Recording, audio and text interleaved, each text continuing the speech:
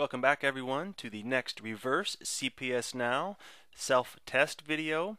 This will be our last day for self-test, and tomorrow we'll be getting to the solutions. So today we're going to be talking a little bit about how to breathe correctly, and we're going to give you some self-test about whether you can breathe into your diaphragm the correct way. Now this is not like belly breathing like yoga would teach you sometimes. This is very core breathing like you would breathe as a properly developing infant. So, and speaking of infant, that's the other thing we're going to check is if you are still in tune with that primitive nervous system, that primitive stability you had when you were 3.5 or 4 months old, when you first started reaching and kind of grasping and rolling over for the very first time. A lot of us lose that as stress creeps into our life. So today is going to be about whether you can breathe correctly and whether you're in tune with your primitive nervous system. So have fun and make sure you let me know how you do in the comments below, okay?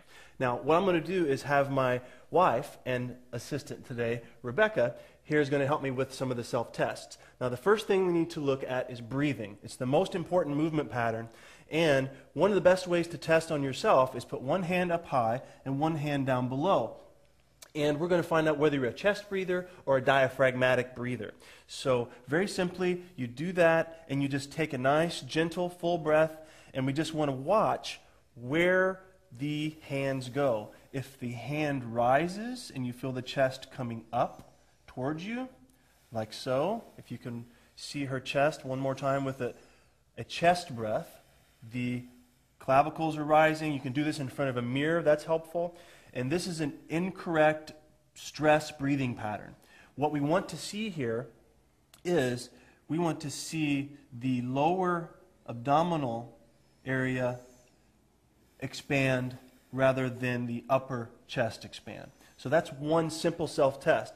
Another self-test you can do is to take your thumbs and just place them just below your ribs and kind of wrap your hands around your center, around your core, like this. And then again, take a nice, easy, slow breath. And what you should feel is a full, round breath. Not just in the front, like a belly breath, but all the way around. You should feel it come out to the sides, and you should even feel the breath come into your back. You want to feel the breath. If you'll turn around, Rebecca, you can see as she breathes, her thumb is coming outward. And that's exactly the goal of this whole program, is to teach you how to breathe correctly, and that's the foundation of all muscle imbalance, is a good diaphragmatic breathing pattern. So those are a couple of self-tests you can use to check your own breathing pattern. So the next exercise is called baby back, and what we're going to do here is just make you aware of your support points that connect you to the earth as you're on your back. So what we're going to show you here is the actual place where that is. That is the bottom or the base of your rib cage all the way through the back. We're not talking about pressing your low back to the floor like so. We're talking about anchoring your thoracolumbar spine to the floor right there. And that's going to anchor your ribs down as well. You'll feel this anchoring in the front, perfect. And that's the main connection we want to go for as we're on our back. The inside of the elbows are going to be resting comfortably beside of you, always feeling that support point from the inside of the elbow, which is very important. Now we're just going to do a self-test.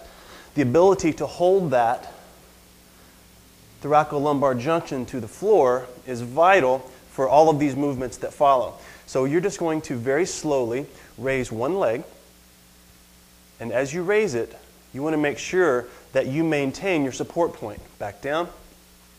Now, you saw Rebecca do that incorrect, or as you lift up, there shouldn't be any shifting or rotation of your pelvis, okay? The weight of your body should maintain on your back support zone here, and there shouldn't be any shift of weight to the pelvis. That is your self-test, and you can come back to that as you get better and better and stronger with your core. So you're going to do one side, and then check in with that back down, and then the other side. And again, Rebecca was pretty solid there, and now she's going to show you incorrect on the left side, and then incorrect on the right side, so you can see the shifting happen. That's what we don't want. We want to be able to maintain a nice, smooth connection there. So that's the self-test there. Now we're going to also bring your knees up to about 90 degrees or just a little past, and now we're going to, again, connect connect, and self-test again by slowly drifting your leg out until you feel that shift happen. And that's your audit, your self-audit for as you get stronger, you should be able to bring your leg further and further out without feeling that shift or that torquing in your core. Very good. I hope you enjoyed those self-tests, and I hope you passed with flying colors, but the unfortunate fact is that most of you probably did not. I rarely will see someone who can breathe in that manner right off the bat without some training, because stress has drawn us out of that. So, and same thing with the ability to hold that infant nervous system down while you provide challenge to your system. So no worries, we will give you the solutions starting with the next video, where we'll be teaching you these key corrective exercises that actually help you learn to recycle gravity so you can use it for energy and spring instead of it taking advantage of you and dragging you down.